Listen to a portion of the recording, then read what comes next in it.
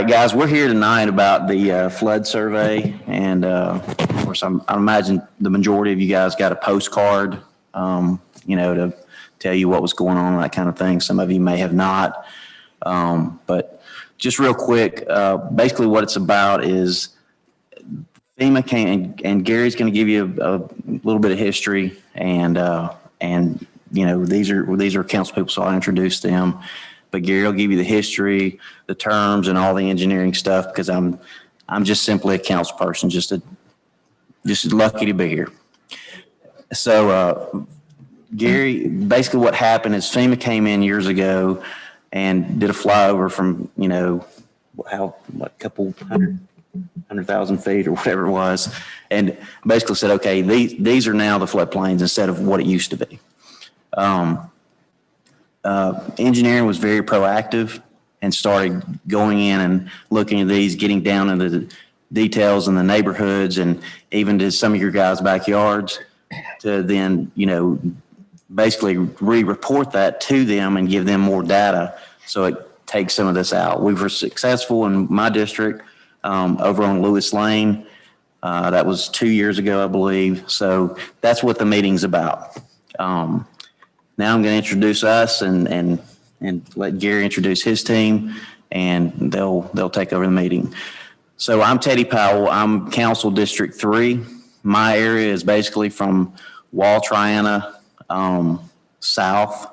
Well, I'm sorry, Wall Triana east, and then from Portal Lane south. So anything in that corner is kind of what the area I cover. Most of the people that are going to be covered in this meeting will be people that are in Windstone or over by the elementary school in Horizon. Then next we have Miss Bartlett and we have Miss Denzing, and I'll let them kind of explain where their areas are. That way you guys will have a contact of who to talk to. And, what we'll do is also find out who's from what district. That way we'll know kind of how to structure the meeting a little better so we get good information. Good evening. I'm Renee Bartlett. I'm the council member for District 5. That's the easternmost portion of Madison, and it runs up Highland Drive. I believe from the maps that we've seen from Gary and engineering, I only have 2 homes off of Highland that are affected, so I'm probably the least affected district, but I'm here to support.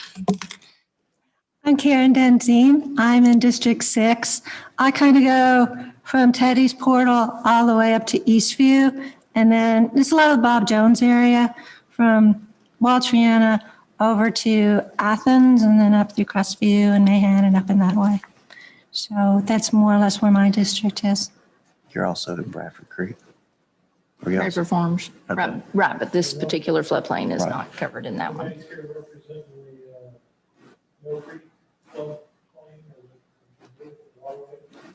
We can answer questions for that later on, but the study is not covering that particular basin.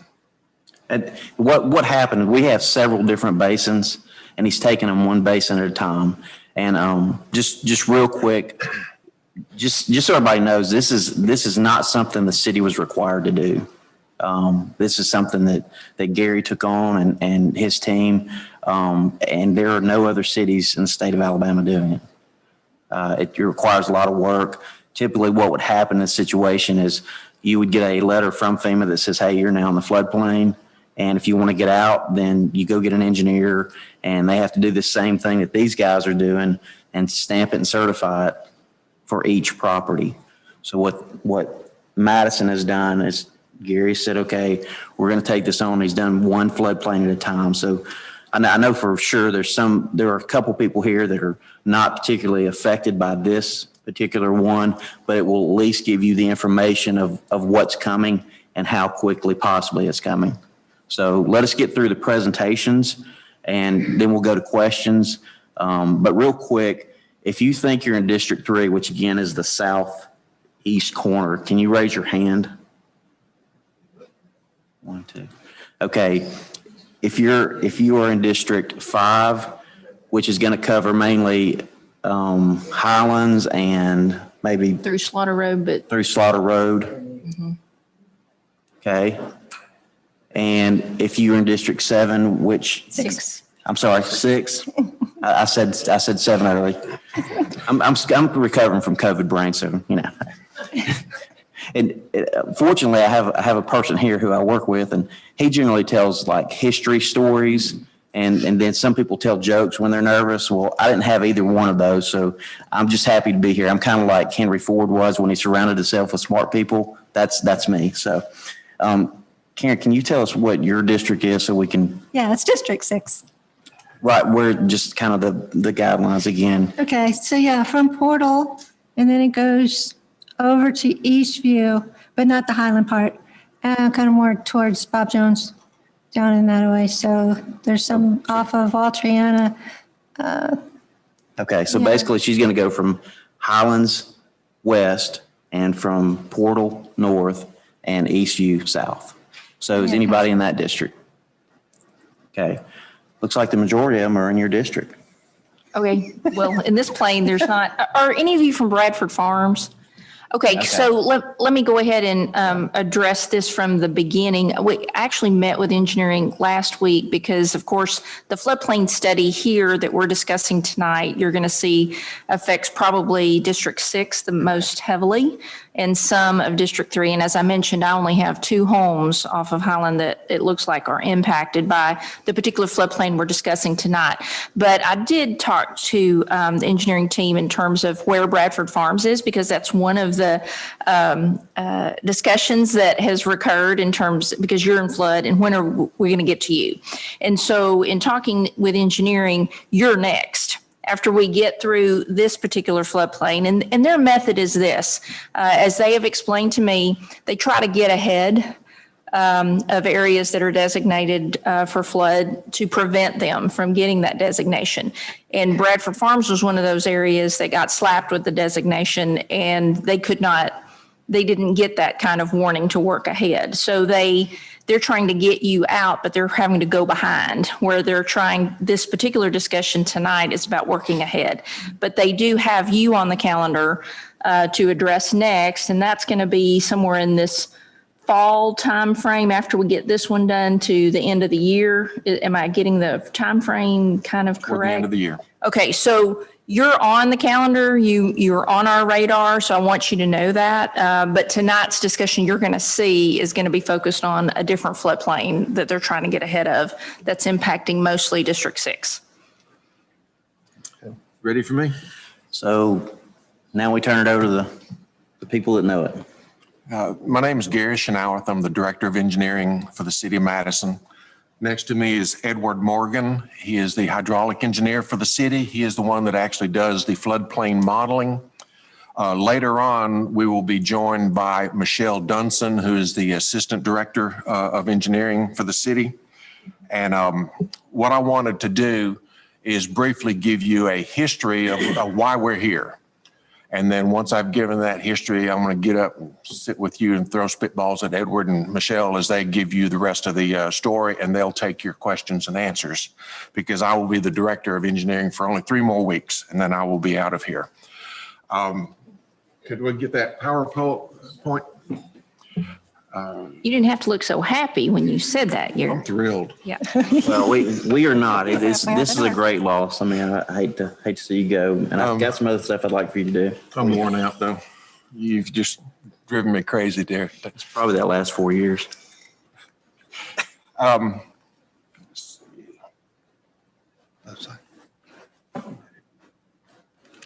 not getting any answers. Can you get to the next slide? What I wanted to start off with is the floodplain program started in the early 70s. We had some massive flooding and storms in the early 70s. They passed the stormwater, the National Flood Prevention Act, and the National Flood Insurance Program was started. And they did overall studies of the nation. And in 1978, the first maps came out in Madison. They were paper maps. This is all that was studied, and the map is kind of hard to see from this distance, but the only thing we had were what was called approximate flood zones. They didn't have any elevations on them. They just showed coverage of the land. And Madison at that time was only developed in this area here around City Hall, Noland Avenue, I forget the name of the subdivision. Nolan Hills was under development, and then the Rainbow Mountain area along Highway 72, and that was it. At that time, you could drive to Huntsville from Florence, which is where I grew up, and you knew you're passing Madison when you saw the flashing yellow light at Highway 72 in Waltrana. After that, you'd have to turn south and go 5 miles before you'd actually see Madison. So we've changed a lot, and all of the development essentially came from that one map. And so a lot of the subdivisions that we're dealing with, Bradford Farms, Ashley Estates, Nolan Hills, they were developed before floodplains were established for them. And FEMA updates their maps about every 20 years. They updated in 1998 and again in 2014, and then they reaffirmed it in 2018. Each time they develop the new model, they get more information as far as establishing flood elevations, and they go on farther upstream. So we had a lot of areas that had already developed as subdivisions that we couldn't foresee with these old maps, and you were included after the fact, sometimes 30 years after the fact. Could you go to the next one, please?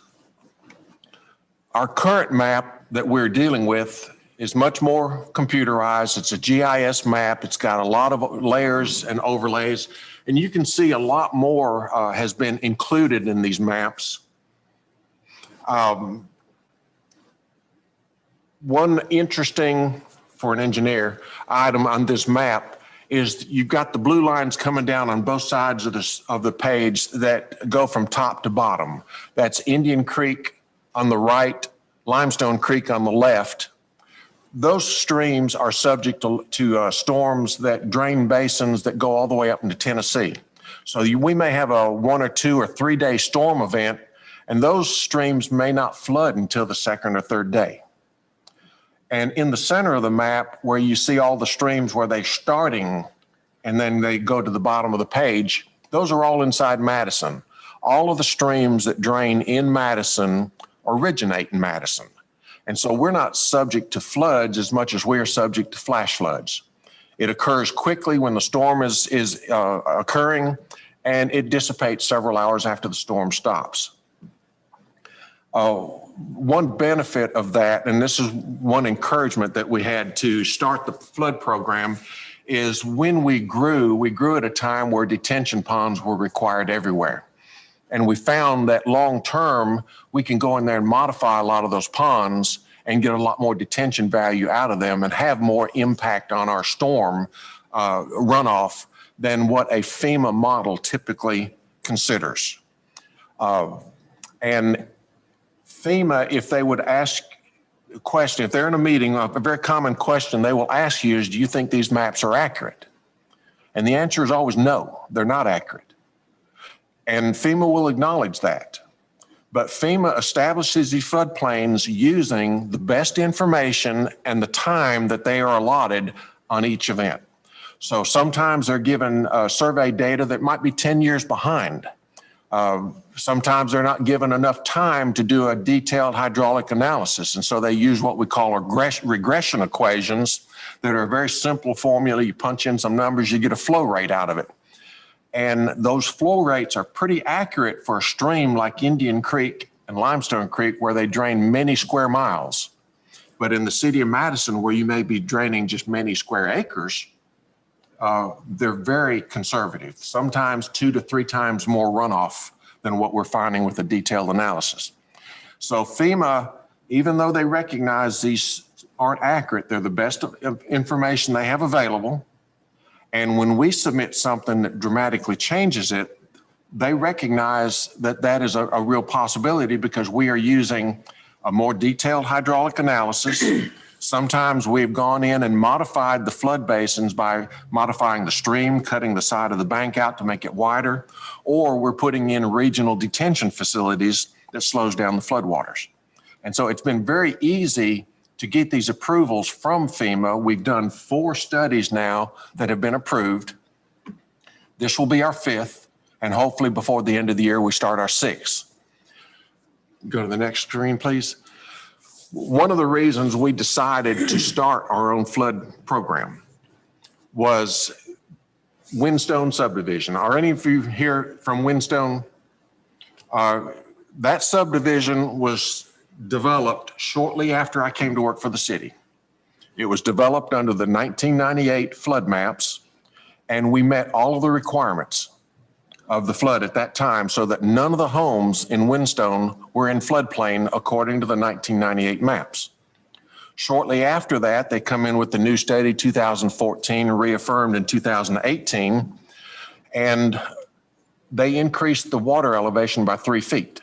And suddenly about a dozen homes in Windstone are in flood, and 2 of the homes are in floodway, which is where the water flows. And technically you can't even get flood insurance for those. So the only way we could counter that was to invest in an actual flood program where we did the analysis and we make the analysis to submit to FEMA so that they can make these necessary changes. Bradford Farms was one. In 2014, they extended the flood zone on the north end of the city almost a mile south. Picked up about 50 lots and put them in floodplain that we don't know that they're in flood. We don't think they're in flood, but FEMA says they are. Whether you believe it or not, you still pay the insurance. And so we've started a program where we want to see if you are in a flood zone, we want to make sure you're being covered by insurance. But if you're in a current FEMA flood zone and you're not really subject to flooding according to our analysis, we don't want you to have to pay insurance unless you choose to.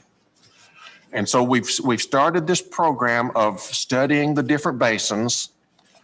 We don't want to get into an argument with somebody as to how much water is running off. So the program that we run, we calibrate according to stream gauges that we put in each one of these basins.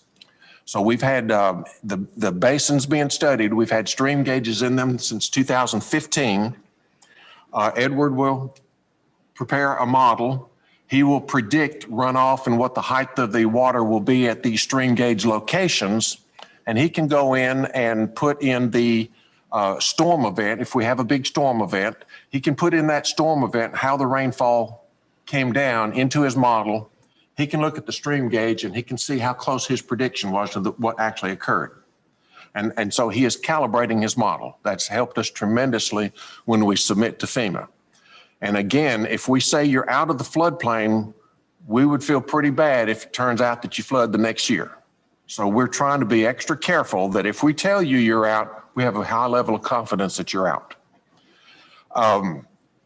We also want to make sure that everyone understands that if we say you're not in the floodplain, but you're still backing up to one, that doesn't mean you should get rid of your insurance if you're carrying it now. Because there's always the 500 and 1,000-year storms that we hear in the news popping up every now and then. And all it takes is one gigantic thunderstorm that sits over the city for an hour or two and we could be toast.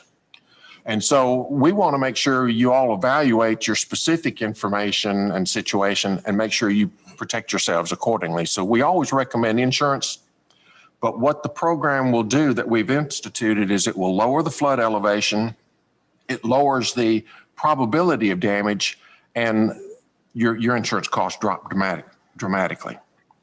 Another thing to point out, in the 70s when they started the program, the federal government heavily subsidized flood insurance program. So the cost of flood insurance was pretty light. It was a pretty nominal cost. But about 20 years ago, they passed a law, the Biggers Waters Act, which says the government is going to phase out of it and the full cost of the insurance is going to be borne by the homeowners, the property owners. And they did that mainly because we had so many people just going back to the same floodplain, paying the 10 cents for insurance and getting damaged multiple times. And the homeowner has to have a skin in the game in order to have a fair insurance program. And that's why they passed it. I'm saying that only because in the past few years, cost of insurance has been going up pretty dramatically. And there again, we want to get in here, and if we can reduce your cost, we'll do that. But at the same time, if we find out you're in a flood zone and you're not aware of it, we're going to notify you so that you can protect yourself if you choose to. This map on the screen is the Home Place subdivision. The big parking lot, the football stadium is on the east side of the stream. Home Place is on the west side of the stream. Waltran is the green yellowish line north and south there.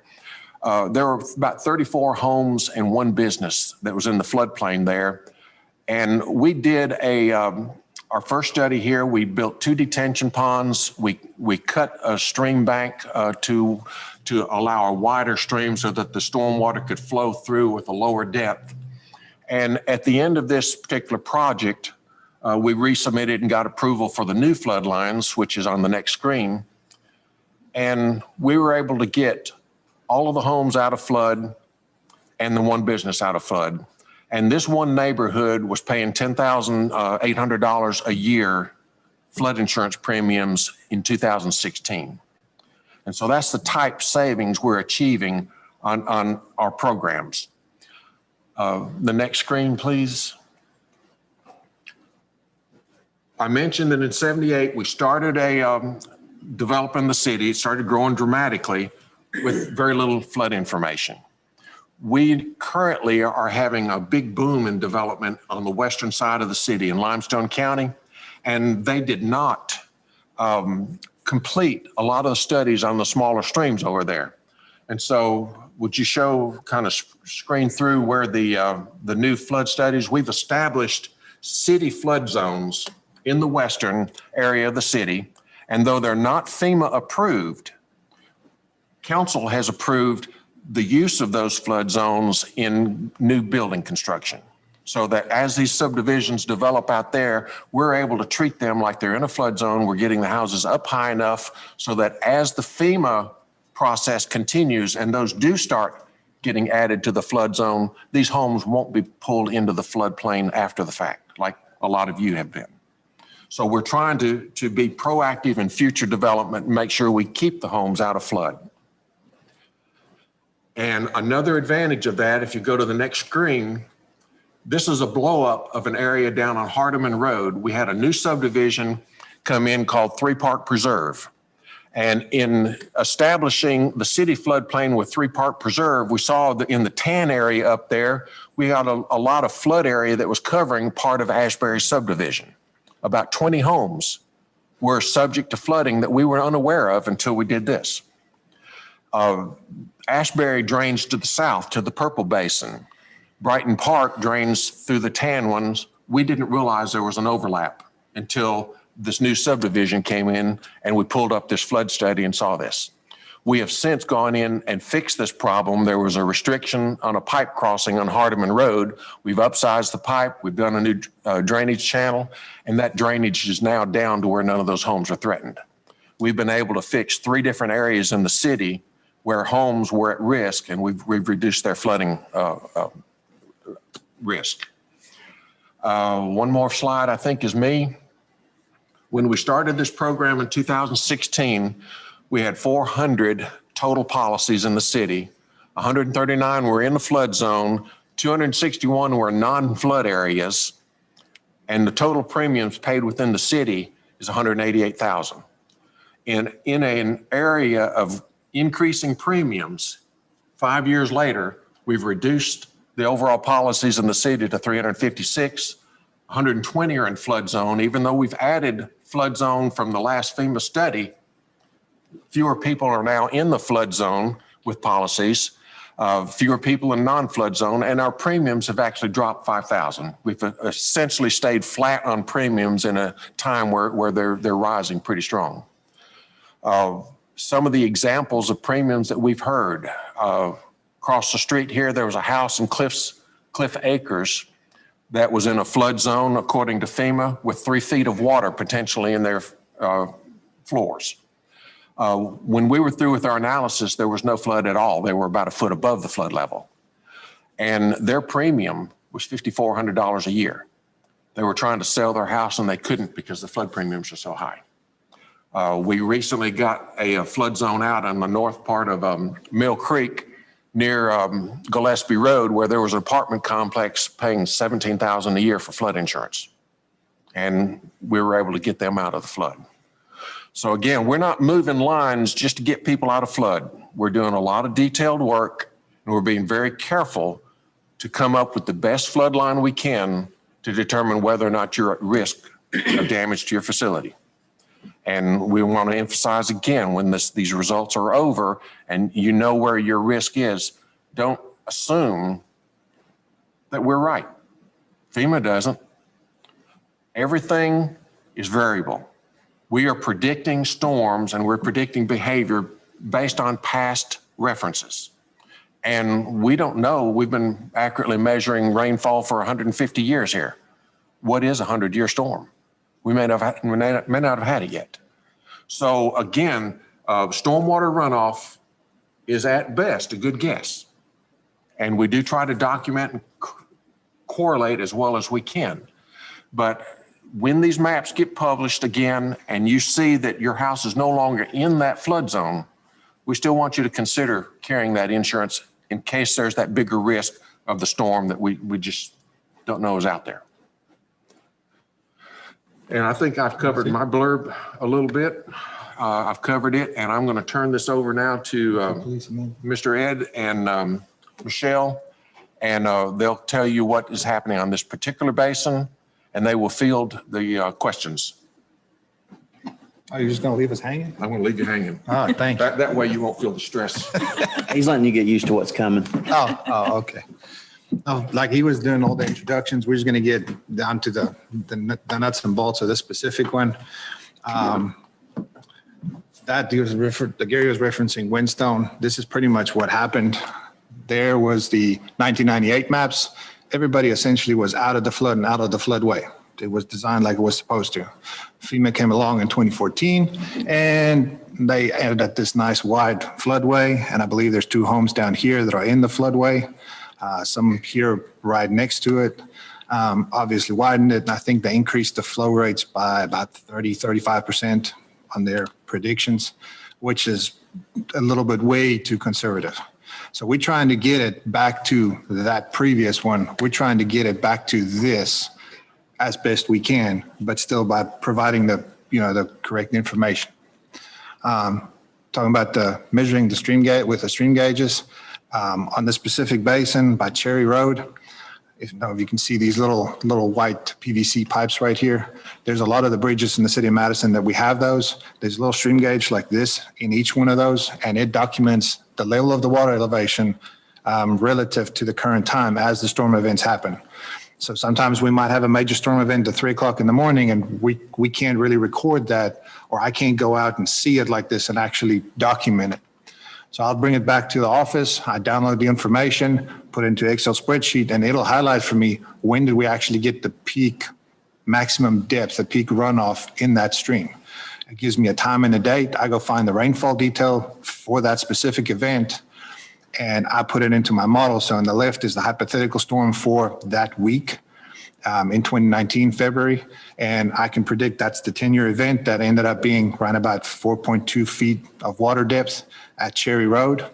And the stream gauge actually pointed to the same thing at roughly about 4.2 feet. Roughly about 4.2 feet is what actually was measured there. So I'm fairly confident that what I'm predicting in the model is representative of what will happen.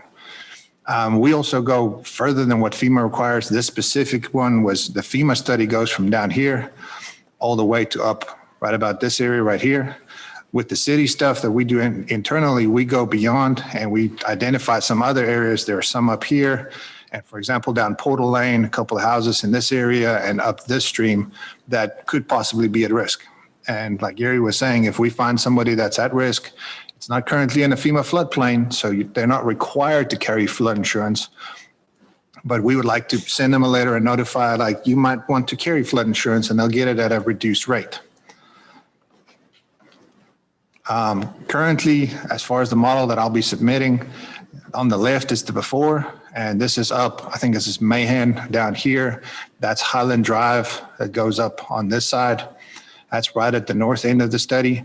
This is currently what the current floodplain, effective floodplain looks like. It's got the 500-year, which is the light blue, and then it's got the 100-year, which the flood insurance is determined by in the darker blue. On the right-hand side, This is what the new map will look like if we can get it passed. So considerable change from a before to after. With the stream gauge in place and the flow rates that I'm measuring for a typical 10-year storm and so forth, I confidently don't think that the stream really breaks the bank too much in a 100-year event. It stays within the creek, and the people that live along this creek right here sure will verify that some places that creek is pretty deep and pretty wide. There's the ponds up at Cliffs Cove that detain a lot of the water that comes off the side of the mountain. So there's not that much flow as per what they predicted over here that'll come down the creek. Yes, it still breaks the bank in certain areas, but we use this to identify certain specific areas, and we go look at them. There might be a low spot in the bank of the creek, and we can actually go fill it in almost like a levee and make sure it gets contained within the creek. And same with these little low areas that's identified in the road. And if you go look at those, that's actually where the road drains are on the side. And if the creek is full, the only reason that there's water in the road there is it can't drain to the creek. It shows up here as well, but just a lot wider than it does on the new one. As far as the process goes, it usually takes roughly about a year from when we start until we get the final determination back from FEMA that says now it's effective, and the residents can go talk to the insurance agencies and see how it affects their insurance. So usually the initial one is around about 4 months. I got to collect the data, compile the models. We do the public participation, which is roughly where we're at now. We're kind of sort of in this range right now.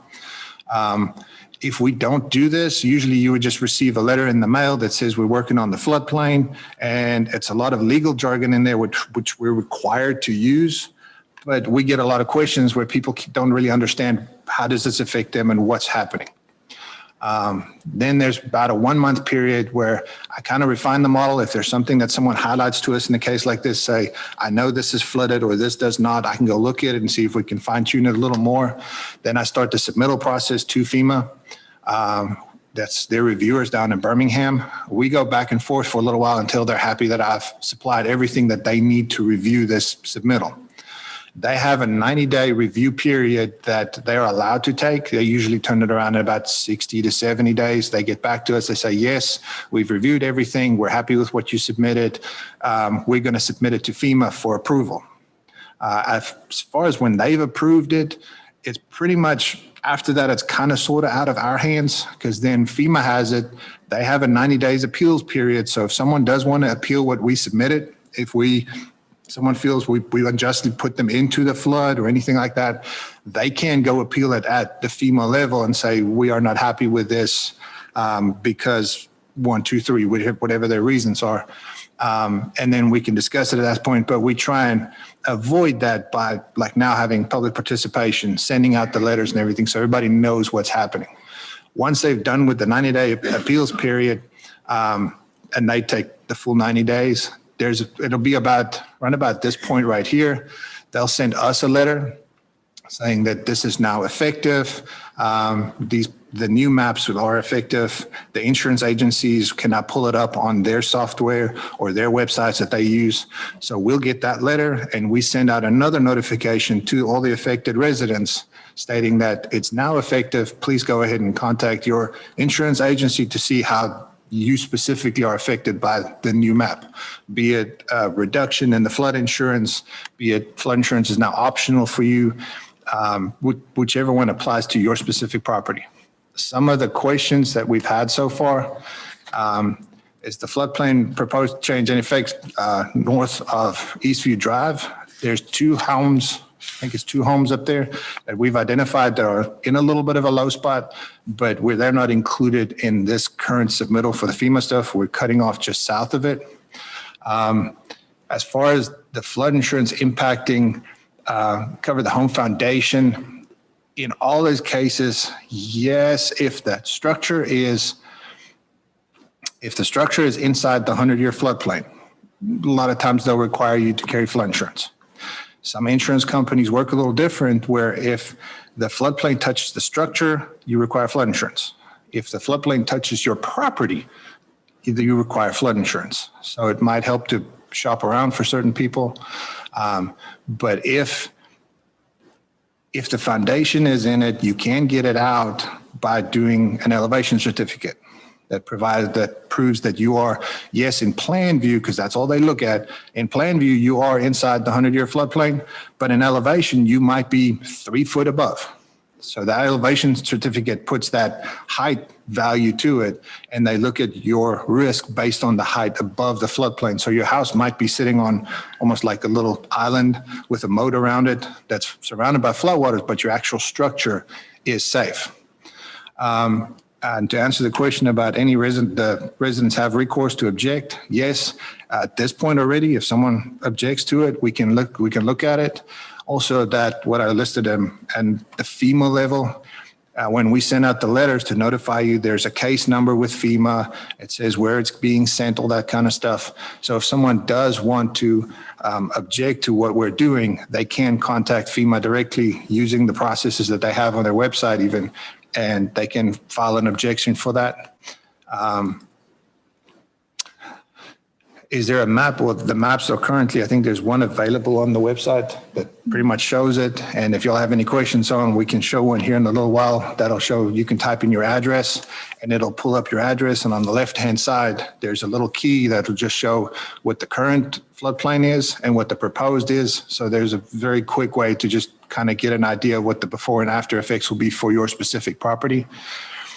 We won't be notifying the mortgage companies or the insurance companies. That will be up to each resident. And that's why we send out these letters, because in some of the previous ones we did, there's 160 to 170 people that are residents that are affected for one floodplain, just for that section that we studied. So all with different insurance companies, different mortgage companies, and some of the people don't have a federally backed mortgage, so they're not even required to carry flood insurance. If they don't want to, they don't have to. But if it's a federally backed mortgage, flood insurance will be involved one way or another. And then answering the question of how does the overall process work was that slide that I showed that pretty much goes roughly about a year from start to finish, give or take. And that's about specifics about this. And with that, I'd like to open up if y'all have some specific questions that we can answer, might have missed in the presentation. Yes, sir. Just to help you guys out, do you know the elevations of houses?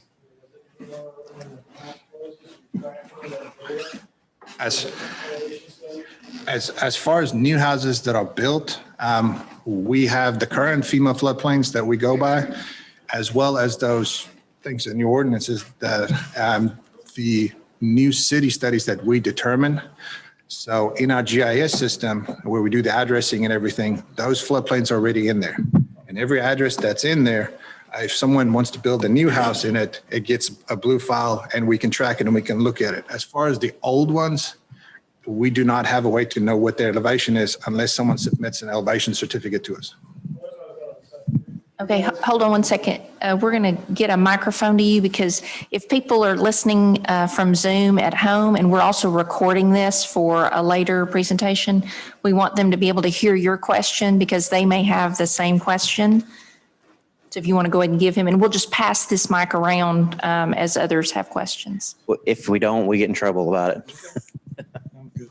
So what I was going to recommend for your consideration was to, on your website, if you put a database up there, I've gone through this headache. In 2015, I got a letter from y'all that said you're in the new, from the 14 now, so you're in the floodplain.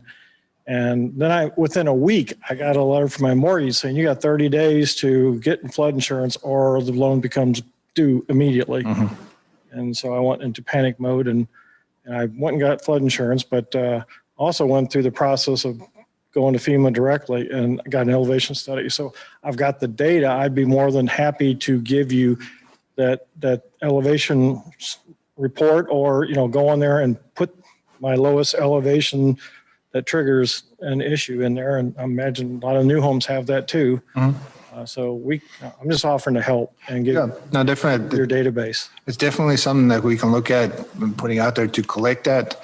One of the challenges with elevation certificates, though, is they do expire. Yeah, then they got to get redone. And the other thing is also, as far as the people are familiar with survey, is the geoid has changed. So as far as how they measure your elevation might have changed in the last 25 or 30 years by 1.5 feet. Now, what we try and do is when I do the flood modeling, do it on the same coordinate system and the same geoid as what the elevation certificate is, so you can compare apples to apples. But we have found 1 or 2 instances where there's a 1.5 foot discrepancy between two things that they don't quite compare, and we got to figure out which way does it go. But it's definitely something we can go into, and we can put it out there that as people get it, they can just submit it, and when they renew, they can submit it, and it's always there. Any other questions?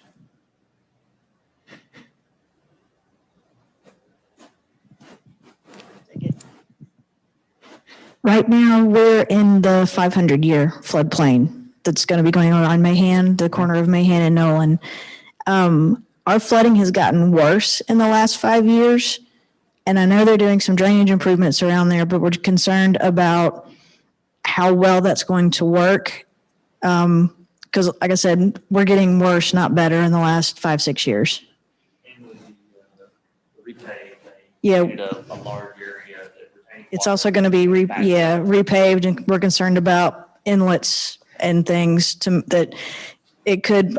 There's 3 houses that regularly the yards flood right now with almost any rain, and with the repave and blocking some of those outlets from yards. It's not going to improve us. So we were concerned about that. The one part that says from the creek point of view is the so-called. It's not, the source isn't the creek. Yeah, but on the creek side is one of the challenges there, and I think, Michelle, you can add a little more on the actual drainage part of the road part, but there was no underground drainage there. It all has to go overland. And the moment the water has to go overland, the rougher the surface, the wider and the slower the water runs. So the more it floods. If we can speed it up, take some of it down the pipes, that are a little bit smoother and so forth, get it out the way a little bit quicker, we hope to drain it a little bit faster and keep a lot of it down. Or like Gary was saying, that we're subject to flash flood conditions. So we can get it out of the way as quickly as possible and not give it that time to pond on top. I'll say, yeah. Okay, so any changes that are being currently made, as far as I can tell on the street, don't go as far back as the water backs up. So the point at which the water in the gutter rises to the level of our driveway is when it starts to flood into our garage. And this has happened how many times? Too many times. One is too many, but too many times. And so our concern is that the drainage isn't moved back far enough from our house. So it's going to back up anyway. And it's not from the creek side source. It's from the uphill of the Nolan side. So then it's in the Nolan Hills area. So that's what we're concerned about, especially with the grading of the road, the way that they paved those. Instead of cutting them down and then paving them, they just paved over the existing road, which raised it again, which of course is going to affect the way that it floods. And that's part of the reason why we've seen more problems with water buildup. That intersection with, I think it's with Miller or something, where those indentations are in the road, those giant almost speed humps. Fire department also has an issue with their fire trucks going through there. They drag the bottom and so forth. Yeah, and that's where the water usually went to. And if it starts ponding on that side, it backs up all the way up. I think Michelle can add in, it's a project Public Works is working on with pipes that they're going to put in. That's going further up the road as well. So Right, there's, even when the roads are clear after the rain has gone, there's still 3 houses that have standing water all over the yards. It doesn't drain that much Right, into no, the road before it goes away. I hear you. If I'll get with you so I can get the 3 addresses and we Okay. can look at it, but Public Works does have a project that we're attempting to alleviate that problem with. Okay. That they've started. So let me just find the 3 addresses you're concerned with, and we can make sure that it went up that. Okay, that'd be barn great. addresses. We've got pictures and things. Okay. That would be useful to you. All right. So they'll take you guys offline after the meeting, and we'll have, real quick, one other thing. Can you go back to the slide of how long it takes, the period of time?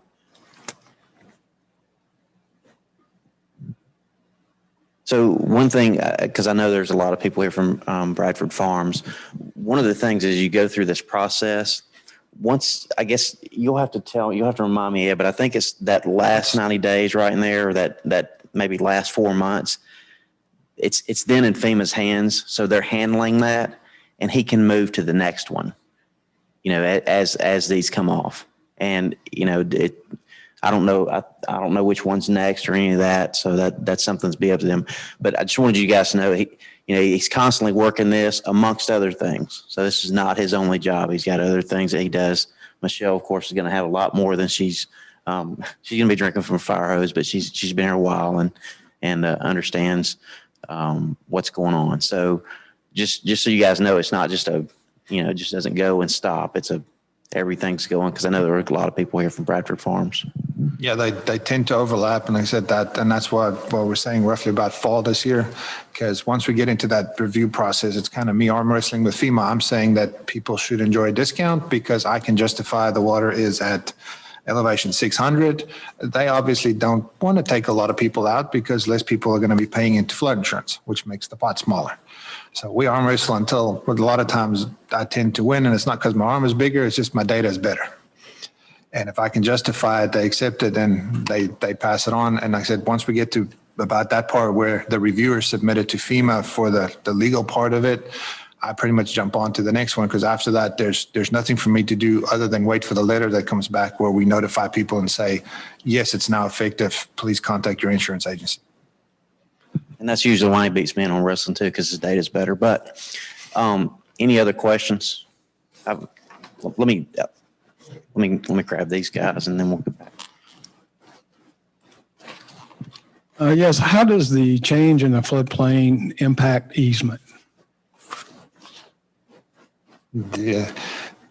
You talking about how much easement is needed for the floodplain? Yeah, and it's my understanding if it was moved, and you could gain easement, you would give that back to the landowner. There is a process where you can have some of the easement vacated. You can file with the city and ask for some vacation of the easement.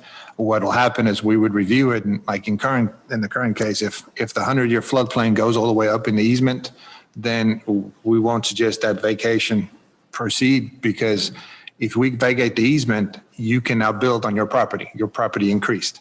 If you build there and we know it's in a 100-year floodplain, we pretty much just approved for you to take that risk. We're okay with it. But if the floodplain shrinks, there's a possibility you're going to file the paperwork and we'll look at it and see if there's some of the easement that can be vacated. Some people might have a 100-foot wide easement, but it's there because of the floodplain. It might be because of other utilities that's in there. If the floodplain shrinks and there's no other utilities, might vacate 25 or 40 foot of the 100-foot easement. There is a process to follow for that, but it's kind of a case-by-case basis, because the floodplain might be very wide in your property, but at your neighbors, it's a lot more narrow because the stream is deeper or something like that. So we look at it case-by-case basis, but there is a process where one can look at that. So you would have to get the FEMA approval on this particular plan. Yes, we have to go Then by. through that other process of getting the easement back. And how long is that process? I'm not sure how long the vacation easement process takes. I don't know off the top of my head. It'll go through planning zone. And I know we get Is it like 30? every meeting it's About a 3-month process to go through planning and council has to. As far as the floodplain goes, it's the only one that gets regulated by is the effective FEMA one.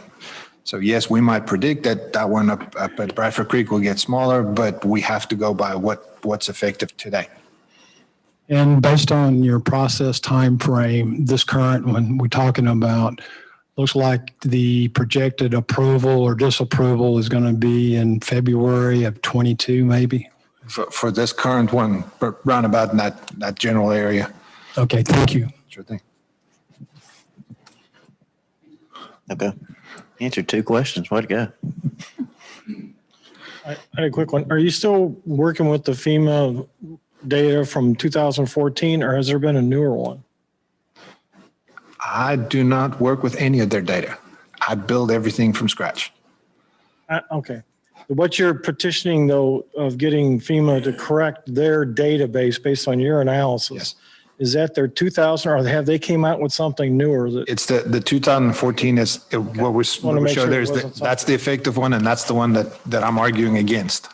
And I don't know if I want to jump ahead here, but do you have a schedule for when you're going to talk about all the other zones? How you're just doing this one tonight, but This one is for tonight, and then we're open if people have questions on others, we're available. They can come ask us. This is kind of the process we'll do for each one, but as far as the schedule for the next 5 years or so, which one will be in which order, that unfortunately we don't have right now. We have up to this one. Then the next one is the Bradford Farms one. That'll be the next one up. Yay. And there's 2 out towards Limestone County that we did what's called a CLOMAR, a conditional letter of map revision for a bridge. That one will have to have a LOMAR, which is a similar process. And I think there's one more out that way that it's on the books, but there's no definite date for that one yet.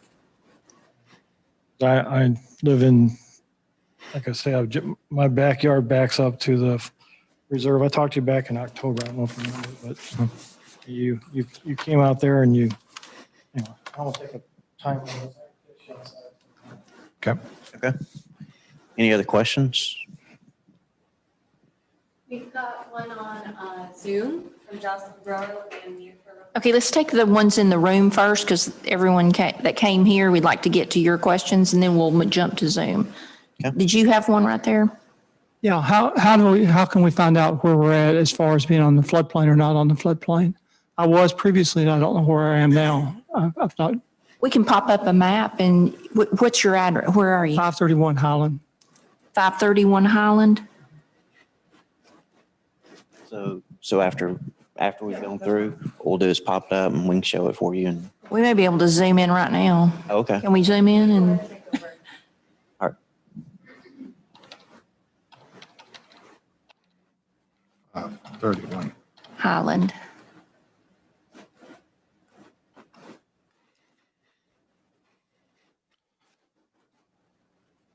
This right here is the effective one. So for currently, you're sitting right here. So the effective one kind of hooks just around your house. If this gets approved as it stands right now on the map, that'll be the new map. So as far as your structure goes, they might look at it right now and say, okay, this bottom corner of your house touches it. So if you don't do an elevation certificate, yeah, this is the risk of your house. This would be your insurance rate. Or you can get an elevation certificate that shows you're 2 foot above it. So you're still in the clear, but you can't build a detached garage back here because it's in the floodplain. You'll have to fill and you have to build up to a certain elevation and all that kind of stuff. If it gets approved as it stands right now, and like I said, I still have to go through this massaging process with them down there, with the reviewers saying that they're happy with it. This kind of frees up all this of your backyard not being at 100-year. And if you wanted to build a detached garage, you don't have to do elevation certificate of any of that stuff. It's free range in your backyard up to you get to that 100-year floodplain or an easement. But still at your own risk. It's at your own risk, but then like, for example, as far as the flood insurance goes, it's optional. It's not. And it gets cheaper. Required no more. I thought you could build anything. It changes the footprint of the floodplain. That's the reason why there's a floodplain and a floodway, or flood fringe and a floodway. The floodway is 100-year. We run a 100-year analysis. It says that the water will get 100 foot wide in the creek. As far as the floodway determination goes, it said how much can you squeeze or how much can you fill on the sides that you raise the water up to a maximum of 1 foot elevation. So that's why the line work is different, where you'll have 2 types of line work. I don't know if it's actually in here. No. We send a letter out. The first one would be probably about 2 months or so from now. You're going to get a letter that states all the, like I said, all the legal jargon. It's like pretty much what we discussed tonight. There's going to be a change to the floodplain. Your property is affected. There's things that are going to change for you. This is the case number. This is where we're submitting it to. Here are the maps. This is what we predict it'll look like, all that kind of stuff. And it's not a map that I create. It's I send this down to the reviewers. They send stuff back saying, yes, we accept this is what will happen. We send y'all a letter of that nature and a copy of that and say, this is what will happen. It goes up to FEMA. When we get that letter back from FEMA, that's the second time we'll notify you to say it is now effective. When we send you that letter, you can go to the insurance companies and say it's effective. And that's the time frame where you can get the discount or requirement or whatever the case might be.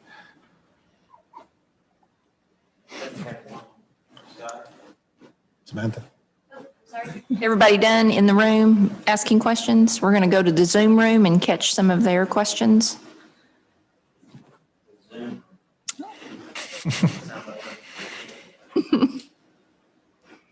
right, Jocelyn, go ahead. Oh, hi, everyone. I'm sorry I couldn't make it tonight. I've been working on a freelance job, but I appreciate you having this. Not hearing.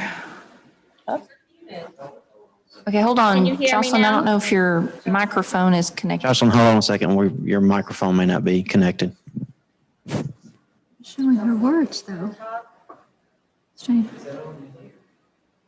Okay, we're not receiving, but maybe we can read her question because clearly it's catching you. We're just not hearing it in the room. All right, let's try Jeff first. Do we have to turn a speaker on to catch Zoom?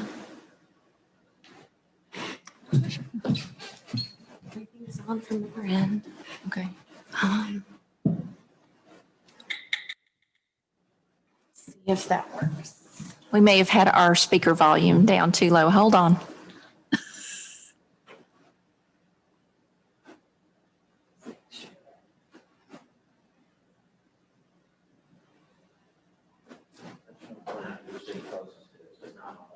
No, it's. They don't let us touch the equipment. They know better, right? See if we can open up a chat.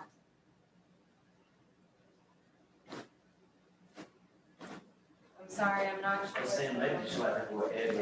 We'll read your question. Go ahead, Jocelyn. We'll try. Jocelyn, go ahead. We'll try to read your question. I don't think we have a chat open for this meeting.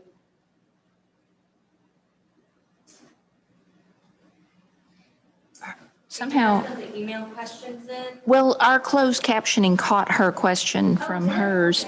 We just couldn't hear her, so we weren't sure we were catching it correctly because, Okay, so let's.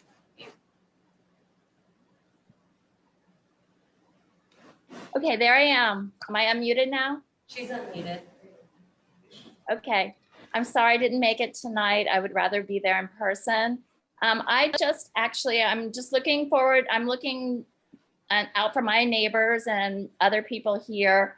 You mentioned earlier a new subdivision off Hardiman that was recently rezoned to residential by our planning department and council members. I'm just wondering, why do taxpayers have to pay for these studies after the fact? It seems like these builders should be responsible for some of these studies ahead of time. I do back up to a flood area here where I am at in my subdivision in Taylor's Crossing, and I just had a contractor come out and look at some large cracks I have on the corner of my garage. So I'm just, looking out for how we can, plan ahead and help out our neighbors in situations like this. But I thank you for having this tonight. I'm very appreciative.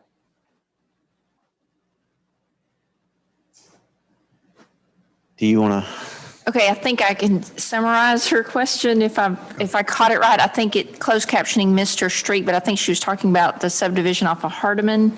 And she was wondering why, when we're approving new subdivisions, why are we paying for the flood study instead of the developer? Am I summarizing what she's asking? I think that's what she's asking. And the other part of her question is, why are we paying for the study? Why shouldn't they pay for it when they're doing this? And Gary, I'll let one of you guys answer, but I think the biggest part of that is what happened is this came from the federal government. It came in after the fact. So I know particularly with Windstone in 98, they were out of the floodplain completely. Then in 2014, when FEMA does a flyover and they say, okay, these are the people that are now in the flood zone. Again, this is not something that is required by any city. It's just something that we as a city engineering department have taken on, and it's really helped a lot of different residents. It's not the builder's responsibility. It's not the developer's responsibility. It's not the city's responsibility. It's a service we're providing to help do that. Jocelyn, did I answer your question? Or hold on, Gary, do Gary's you got have something more? else. I think Gary's got a little addition to it. And I think she was referring to the Hardeman Road study I think she where was. we were doing studies to be proactive to prevent construction in these sites.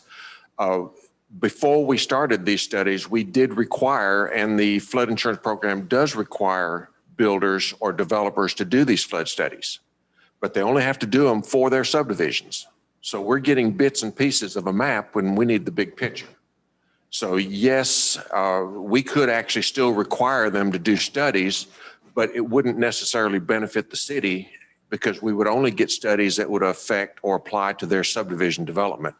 The next block down the road, we would have no data on it.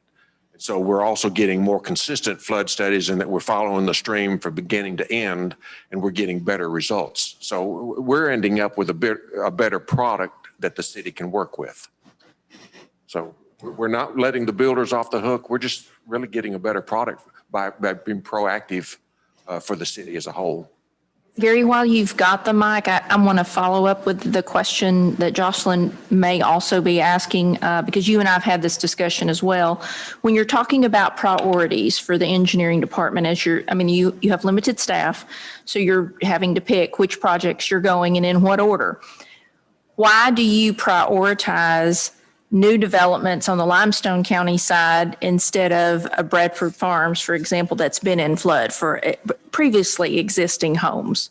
What is the logic behind? The reason we moved from the east side where we have homes put in flood after the fact, we went to the west side is we wanted to prevent the east side from happening again. Now, yes, we can get the developer to do flood studies. They can do it, but it's piecemeal and we're not picking up all the information we need. So we are doing a better job of policing and protecting the new development. And we're not doing it for the benefit of the builders. We're doing it for the benefit of the future homeowners.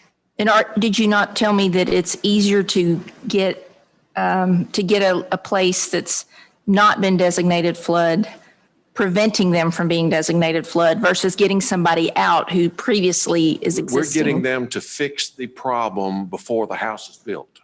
And that is a much cheaper solution and everything is better. And yes, we can still make the developer do it, but it's the information we're getting with our own study is much better than what it used to be. Okay, thank you. I think Jocelyn has one more. Okay. Well, maybe not. Jocelyn, do you have anything else? Okay, let me unmute her real quick. Hold on just a second. Just one more question. So if the builder would have just gone by the more conservative FEMA study from 2014, then they would not have been able to build those houses, or they would have had to put a notice out beforehand. Is that correct?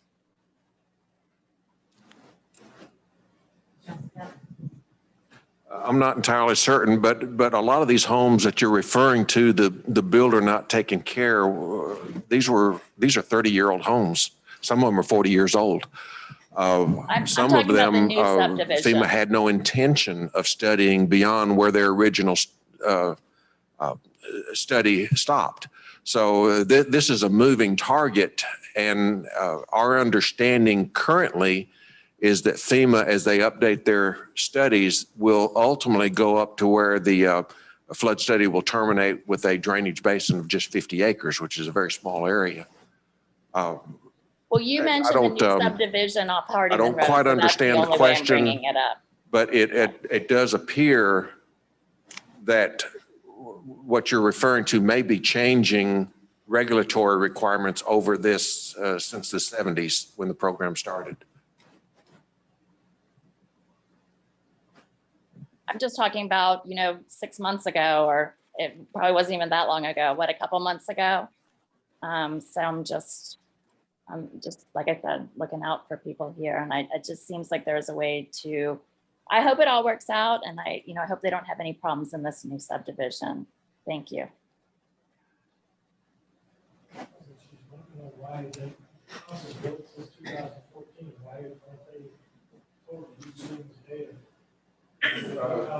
Those since 2014 are required to use the current data, and they are protected. I'm aware of no new house that has been built.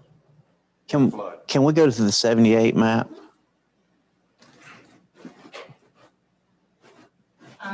Was that in Gary's. That was Gary's my first slide. presentation? So Jocelyn, this is what they had in 78. And that's what FEMA required. So I know you can't see the roads well, but none of the western side of Madison was included at that time. So now we go to the 18 FEMA map. Okay, this is what we have now. So you can see that there's a lot more that was studied. And this is the 14 map is now affected by the 18 map. This is after we have done studies, and some of this has even been taken out. So I don't know if that helps you. If you have other questions, if you want to shoot an email, maybe that'll help. And we're going to try and take some other questions. All right, we've got Jeff North, and let him know to just go ahead and speak. Okay, Jeff North, you are ready to go with your question, please.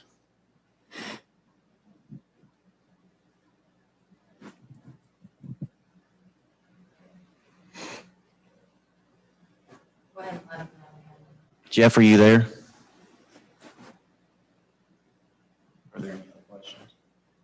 One from Pamela. You can switch over. Switch over to Pamela. Okay, Pamela, I think you had a question, and we're going to take yours. Yes, good evening. Thank you so much for having this. Thank you for having the Zoom option. It's very helpful Hold to on me. just a moment. I don't think you're. Yeah, she's. Yeah, Okay, there we are. Yep. Thank you again for having the Zoom option. Real quick, I know you did it very quickly, Councilmember Bartlett, excuse me. I know that you have that website where you can put in things for those who are worried about any kind of correspondence through the mail. Is that a website that real time you can look up if you're concerned about your home? Yes, there's an interactive map I think that's what you're asking about. If on the floodplain website, under engineering, there is a link specifically for this town hall and the floodplain discussion, and on the left side of the menu. And you can pull up that interactive map just like we did in the meeting a moment ago and zoom in on an address that you're interested in seeing. Perfect. I think they're showing you how to do it now. They're sharing the screen from the website. Perfect. Thank you so much. So any of you who are watching from home can check your address, but you should have received a postcard also from City Hall if you were in an affected area. Yes. So you're going to go to the engineering map, and there's the link for the interactive map. Perfect. Thank you. And you can do a search function right there with your address, so anyone can look that up themselves. And that's up to date, so you don't have to. Ms. Jackson, did we answer your question? And that's up to date, so you don't have to maintain a database. You can just go there any day, anytime and look it up, correct? Correct. That is the latest up-to-date map. Yes. I'll just add to that one. Every time there's a new map that comes out from FEMA or one of ours gets approved, we do update that map. But as far as the insurance companies go, the most current map that can be viewed is on FEMA's website. They have, and it's kind of like an insurance viewer, a floodplain viewer. I can't remember the exact name of it. But if you send us an email, if you can send me an email at edward.morgan@madisonal.gov, and that's Edward is EDUARD. I can send you an email with that link, and that is what is currently effective as far as insurance and FEMA goes. And same thing would go, it's an interactive map. You can put in your address and it'll show up things that we are proposing. It'll show up things that are currently effective. And you can also in that one, look at what's effective for you at which date, because it also shows a date for that effective map. This answered all my questions. Thank you so much. Okay, any other questions in the room? Jeff is trying Oh, to. okay, now we have one more on, 1 second, Ms. Beebe. Now we have one more, Jeff North, we were trying to get to you earlier. Thank you. Try him again. Is that working better Okay, now? go ahead. Yeah, it's working. First, I would like to thank Gary for his service to the citizens of Madison.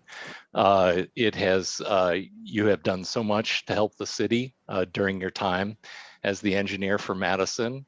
And I also want to just thank you for answering all of my questions over the years and being so helpful.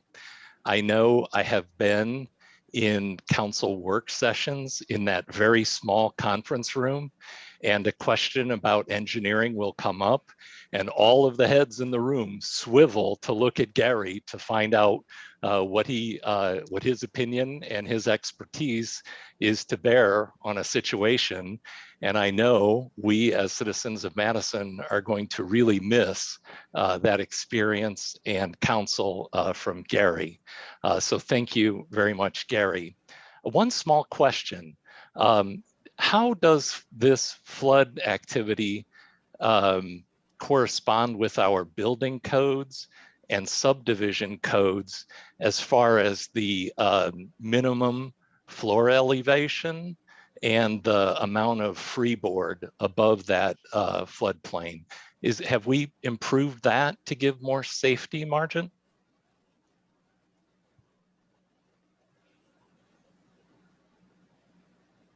You want to take it? No, but I can. So Gary says, thank you, Jeff, and now he's passing along to Jill and Ed, so one of you guys. So from what I understand, your question is, how does the minimum floor elevation of a current structure, is it affected by the proposed change in the floodplain? Is that correct?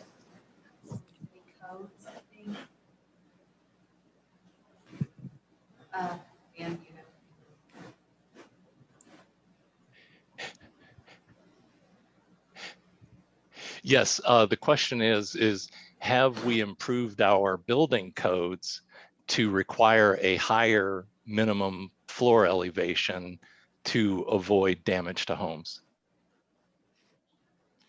So yes, I believe it was in 2019, we updated we want to now have 2 feet above minimum or the flood elevation, base flood elevation. We now go 2 feet above, whereas previously we only went 1 foot above.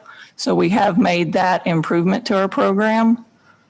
As far as existing structures, they would still meet what they were at the time they were built. Okay, thanks, I understand. You know what Gary was adding there is we also detain for the 100-year storm. We used to be only for the 10 and the smaller storms.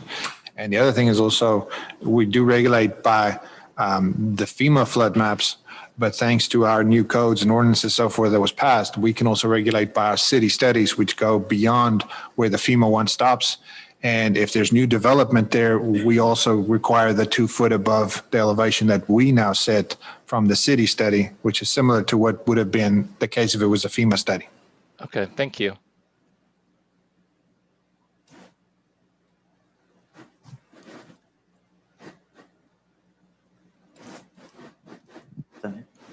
Does that answer? Yes. Does that answer your question? Yes. Okay, I think we've answered all the questions outside of the room. Any more questions inside the room? I think, did you have anything?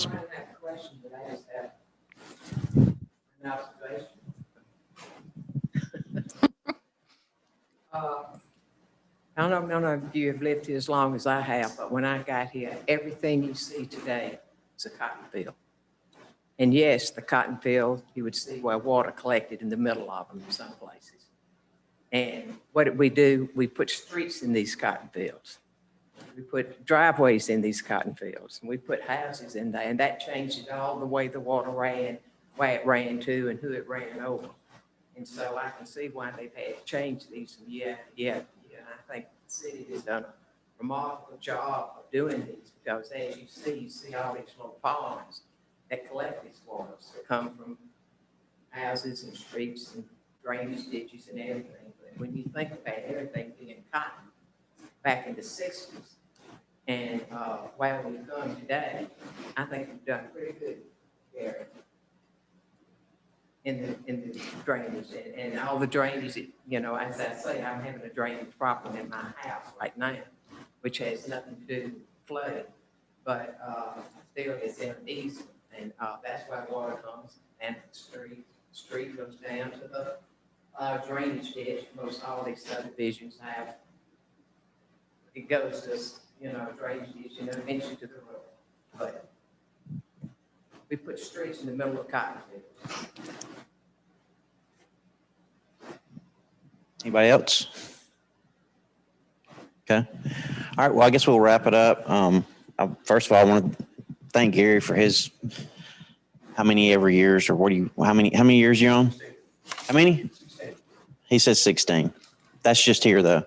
And I'd like to thank Ed, Michelle, of course, Ms. Bartlett, Ms. Denzing. If you guys have any questions afterwards, emails, you can email the engineering department, or if you want to stay afterwards and ask your specific question, you're more than welcome to do that. And we three will be here for another 30 minutes or so. I'd just like to thank everyone for coming and your participation. I appreciate that. And all of you that do have neighbors that are in these areas, please spread the word that they can go to this interactive map and really see what the difference it's going to be making in their lives as these floodplain studies are done. So I really do. I got a really good study on it today by Gary. It's amazing what they've been working on over the years. He's done the city proud in that way. So I'd like to thank him for his years of service too. He's awesome. So I hope you all have a safe night driving home in the rain, and we'll see how much flooding is out there, right? I know what y'all were thinking. Yeah. Thank you, Gary. Thank you all. And we're going to conclude the recording.